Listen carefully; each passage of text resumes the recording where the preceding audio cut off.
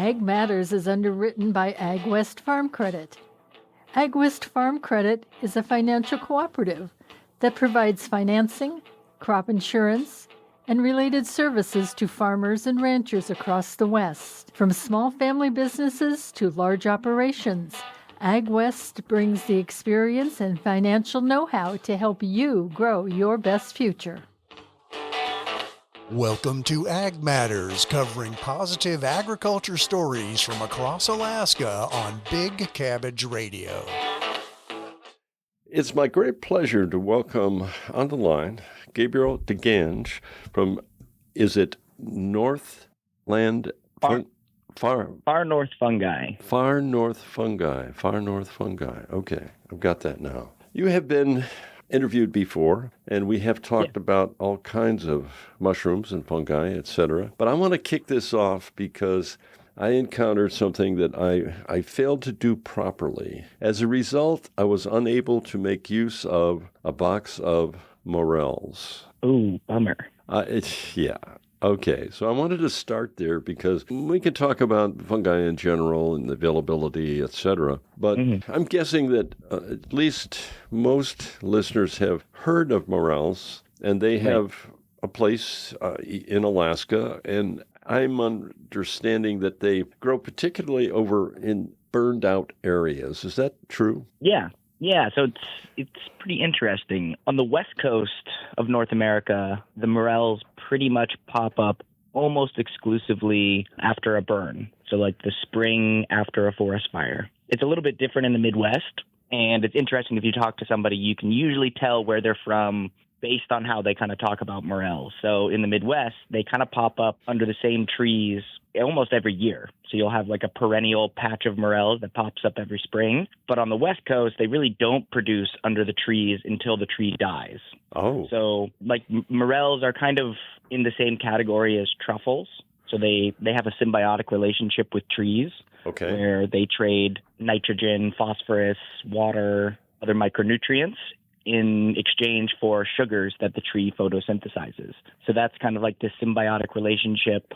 But yeah, there's a little bit of a difference between some of the subspecies. And so the West Coast primarily has the types that will only really produce the mushrooms when the host tree dies. So that's really where most of the commercial harvest, where the big harvests happen. But it's funny because you can usually tell if somebody's from the Midwest because they won't even necessarily tell their children where they're finding the morels because it's a good secret to know, and it'll be there every year unless somebody gets to them first. Whereas on the West Coast, people are, folks from the Midwest are shocked when they kind of jokingly ask, "Oh, where are these mushrooms from?" And people tell them exactly where they got them because it's kind of a seasonal bounty that kind of pops up and then may not really pop up. Sometimes they'll pop up a little bit in the second and third year, but primarily it's that first spring after a forest fire. Okay, so here's a start-off question. Why does a morel grow in a certain spot? What kicks off that growth? Why? So they're in the tree roots. So the morel, the mushrooms in general are just the fruiting body, similar to like an apple is just the kind of reproductive part of the tree. The actual organism is called mycelium, and it lives below ground. And so that's what has that symbiotic relationship with the tree. So oftentimes you pretty much almost exclusively find morels fruiting in and around the root system of the tree because that's where that mycelium is. Right. And then the other kind of factors that influence where and when a mushroom pops up is you need humidity. Mushrooms like around 70% humidity. So kind of timing when you're in the general spring harvest for morels, usually after a big rainfall, you'll have a bunch of little baby mushrooms forming, and then they'll kind of mature out over the course of a week and a half or so. Okay. So describe, if you will, what a morel looks like. How to determine you have a morel? Yeah. So it kind of it's a very, pretty recognizable mushroom. So it kind of looks like a pine cone. Right. Typically about pine cone shaped. And they have kind of a honeycomb structure on the outside. Right. So definitely way different looking than any of your other kind of, classic mushroom shape with the cap, the stem, the gills. So they're in a different kind of, group of fungi. So they have this very definitive look. There are two quote unquote lookalikes up here. One is called a verpa, and I don't remember what the other one's just like a false morel. But if you Google false morel and you Google a real morel, they're pretty they kind of look the same, but not really. The difference between the verpa and the morel is they're not actually attached at the bottom of the cap. So the verpa is like an umbrella. So the cap is not attached to the stem at the bottom, whereas on a true morel, it's like that, and it's actually hollow inside. So the top of the cap is fused with the stem, right, and then they're hollow inside. Okay, so that's now, always a good indicator. The box that you've got the real deal. Okay, not the box that we purchased from a dealer, it was the real deal, and each one of those morels was I would say about an inch and a half, maybe 2 inches. Yeah. And I had the opportunity to put them in the refrigerator thinking, okay, I've got to use these pretty quickly. But unfortunately, my wife and I both came down with a cold, and I wasn't able to process them immediately. So some days went by. And then I said, okay, I'm ready to do this. So I went out on the internet and I looked for and found a number of recipes and descriptions of what to do. And it seemed to me that the process, and I'm going to ask you to describe it yourself, but the process was somewhat extensive in the sense that these were fresh morels, not dried morels. So if they were dried, you had to soak them and the rest of it. But the first thing that was asked is to determine whether the morel was still good or not. Did it have a strong aroma of fish, for example? Did it show signs of any kind of white covering, etc.? Had they begun to essentially rot and were too soft, etc.? If they were not firm and earthy smelling and simple, the suggestion was don't use them because as they age, there's a toxin that can build up within the morel itself. Yeah, I think erring on the side of caution is always a good idea. There was the horror story, the worst case scenario. There was a restaurant in Montana a few years back that served some either partially, like maybe too old of morels, like you're talking about, or they're also unsure. They might not have cooked them all the way. Okay. And 53 people got sick, and I think 3 people ended up passing away. Oh, okay, serious. Definitely, it's definitely something that erring on the side of caution is always a good idea. I think that the indicator of does it smell fishy? Are they firm? Those are all really great ones. The only one that I guess I might act a little bit differently about is the white fuzz. Sometimes if there's high humidity in the fridge or the container that they're stored in, specifically if they're in a plastic bag or something, the mushroom, since the mushroom has tons of spores in it, sometimes they will germinate and you'll get a little bit of white fuzz on them. Okay. So I've eaten some mushrooms with some white fuzz, but they were still very firm. They didn't have any aroma. So, yeah, I mean, it's usually pretty obvious when you have a morel that's kind of gone off because like you said, they'll start to rot. So they get very squishy. The smell goes off. So the smell test is definitely a really good indicator. I think that's for mushrooms in general. If you get any sort of whiff of seafood, that's probably a sign that, it's a little bit past its prime, and I usually will stay away. Okay, so now let's go to the real question. To say, if you had a box of morels and they're fresh, what's the best way to prepare them and use them, or the options therein? So, I guess if the plan is to cook them, my kind of personal favorite, especially if you've never had morels, would just be to saute them, kind of cut them up either lengthwise, or you can cut them kind of into almost onion ring status since they're hollow inside. Right. But processing them into kind of whatever size chunk you want for your dish, and then sauteing them in some butter with some garlic, salt, pepper. The morel really doesn't need a whole lot of spices or anything. It is definitely one of the most, kind of gourmet, one of the most delicious mushrooms out there. It's going to do all the heavy lifting. So most people will do, maybe if they're going to try and make a full dish out of it for a group, you might make a mushroom pasta with a garlic cream sauce but it's not a mushroom that I would put in just, a dish that has a lot of spices because it just is kind of a waste. Kind of like you putting king crab in something that, is really, really, heavily spiced. You don't want to lose the flavor of it. The nice thing about morels, though, because they're hollow, is if you kind of are in the circumstance where you guys were at, where you're like, oh, I have these fresh ones. I know I have to eat them in the next few days. If it's not looking like that's going to happen, drying them out, they dry beautifully and they reconstitute beautifully because they're hollow. Right. So you can literally just set them out in a windowsill on like a mesh screen. You can put them in a dehydrator. You can just put them, if we have, nice weather like we're having right now, you could just put them outside and just lay them out, and they will dehydrate pretty well. You can always finish them off in the oven with the door cracked. But you want them to be essentially crunchy, like almost crispy, very firm. Yeah, like chip-like consistency. And then that's fully dried. We actually had a gentleman who came by our Forest Fair booth this last week and said that he had a mason jar of morels from a burn up near Toke 20 years ago, and he had just gotten around to cooking some up. And so, once you've dehydrated them fully, he said they were delicious. So you really not really worried about a shelf life once they're dried, but the fresh ones are definitely, highly perishable. Okay. So, and then if you were going to reconstitute or use them after they've dried, would you soak them before?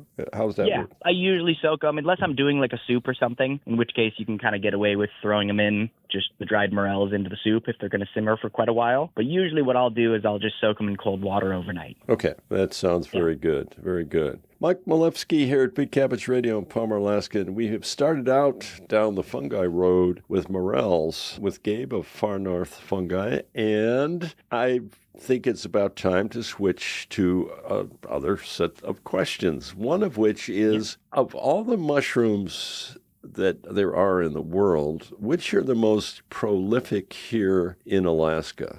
That's a great question. So there's definitely a bunch of mushrooms, that grow up here. I would say as far as the ones that are, edible and you'd really be excited to find, the morel are definitely a good one. But like we were talking about, those are kind of very specific about where they grow. But there are some other mushrooms up here that are definitely worth noting that pop up in some, decent volume. One would be the porcini. So that's another mushroom that pairs with the roots of trees. So it's not one that you can cultivate, but they pop up in the fall. So most mushrooms, morels are kind of unique in the fact that they fruit in the spring. They're really one of the few mushrooms that does that. By and large, all mushrooms fruit in the fall time. So up here, it's going to be late August, September, October for porcini. And those ones, they're also called the king bolete.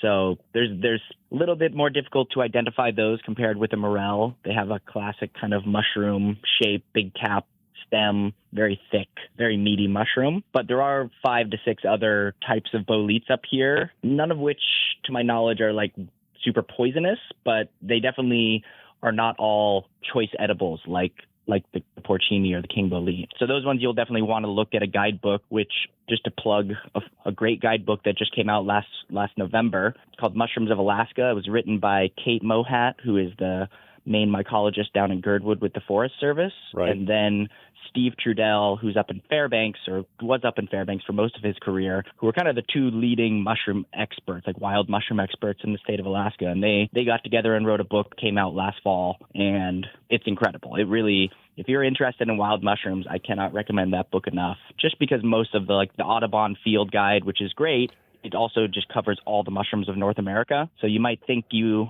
are on the right track, and then suddenly you realize that you're looking at a mushroom that really only grows in, the southeast of the United States. So may not be the one that you're looking for here. So let's switch to another question.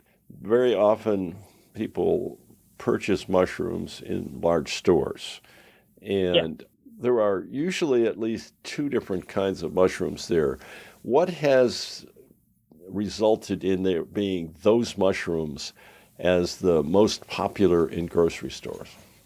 Yeah, no, that's a great question, and definitely kind of gets to the core of why we started our farm in Alaska. So if you go into a grocery store, you're typically going to see one of 3 or maybe a few of these 3 types. You'll see the button mushrooms, the little white ones. You'll see the portobello, and then the white ones are called the cremini or white button mushroom, and then the normal button mushrooms, which look very similar, but they're usually brown top, and then you'll see the portobello. So those 3 varieties, they have a really long shelf life. Primary reason that you see them and not any of the other hundreds of types of edible, cultivatable mushrooms is because that was the type that the Europeans started cultivating. So mushroom cultivation in Europe began in the 17th century near Paris. And the mushrooms that they started growing were ones that grew on horse and cow manure.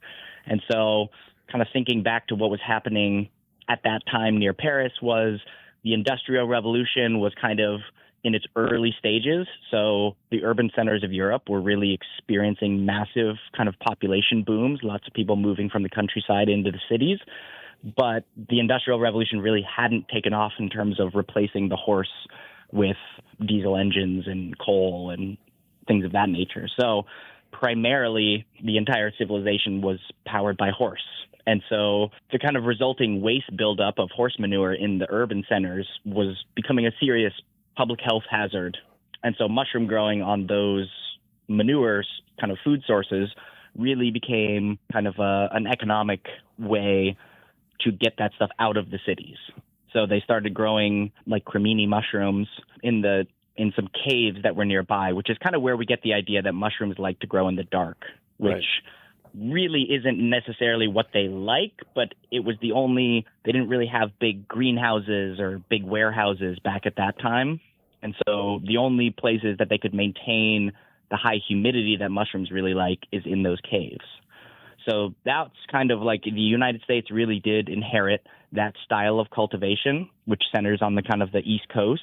And ultimately, one county in Pennsylvania kind of ended up becoming the epicenter of mushroom production in the United States. And so that's Kennett Square, Pennsylvania, where they still produce around 60% of mushrooms that are consumed in the United States. Wow. But that's really why we see pretty much just those three types, is the combination of, going along with some of the cattle industry here in the States. And then also that did begin to change in the 1980s when shiitake mushrooms came over from Asia. So the Japanese were a few thousand years ahead of the Europeans. They started growing mushrooms on logs a few thousand years before that. And so that style of cultivation, growing on logs, kind of simulates the way that these mushrooms would forage for dead trees in the wild.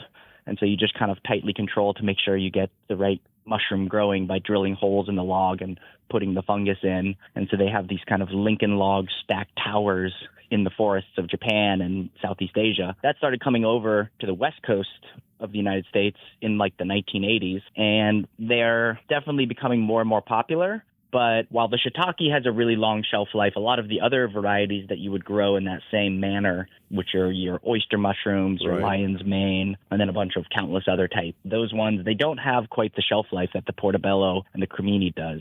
And so those are still not really necessarily incentivized to grow at large scale the way they do with the portobello cremini, because they just don't distribute as well. Okay. So that's kind of resulted in a lot of smaller farms like ours who will grow these specialty mushrooms and then sell them for their local market. Got it. That's kind of cool. Again, in a time where agriculture is very much consolidating into larger and larger farms, there's kind of been this counter pressure for more of the specialty types for smaller local producers, which has been cool. And that's definitely the niche that we've focused in on at Far North Fungi.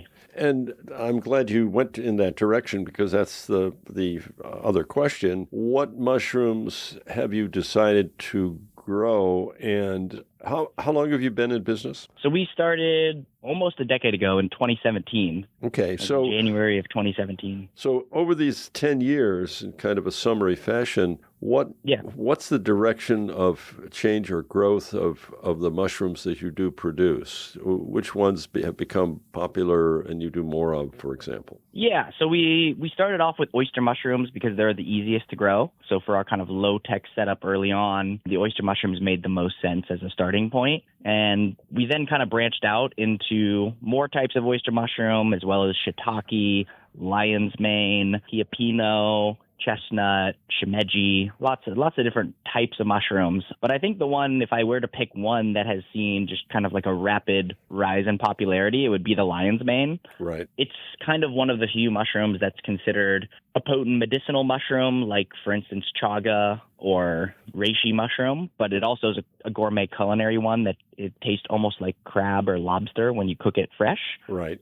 So I would say that one has definitely gotten a lot of attention and really rise in popularity, partially due to being used as a supplement. It's one of the main mushrooms that's in like Rise and Mud Water, like these kind of drinks that focus more on the medicinal side of mushrooms. Right. And it's one of the main supplements. And now I've started seeing it in all sorts of different, in the supplement industry. Okay. Well, we've covered a lot of ground, and it's new ground. Even though you have been interviewed before, we have new information that's been provided. As we're coming toward a close here, is there anything else you'd like to highlight about mushrooms before we do finish for listeners? Yeah. So we just had a booth at the Forest Fair, and we had some really nice display mushrooms out. And I think one thing that I just kind of noticed is a lot of people, are kind of like they're interested in mushrooms, but are just wary of them, which is always, good to have some caution. But unlike a lot of poisonous plants, there is no mushroom on the planet, even the most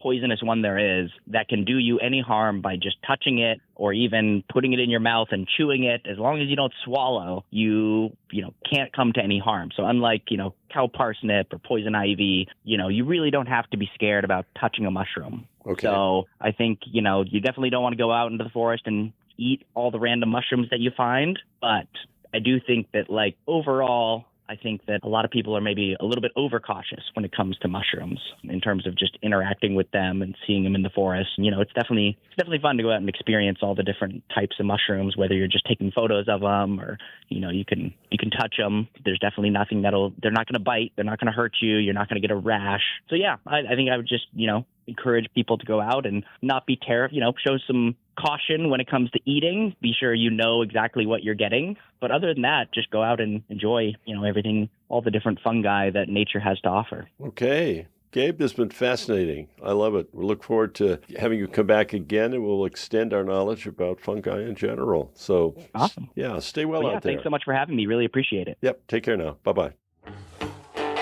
You've been listening to Ag Matters, covering positive agriculture stories from across Alaska on Big Cabbage Radio.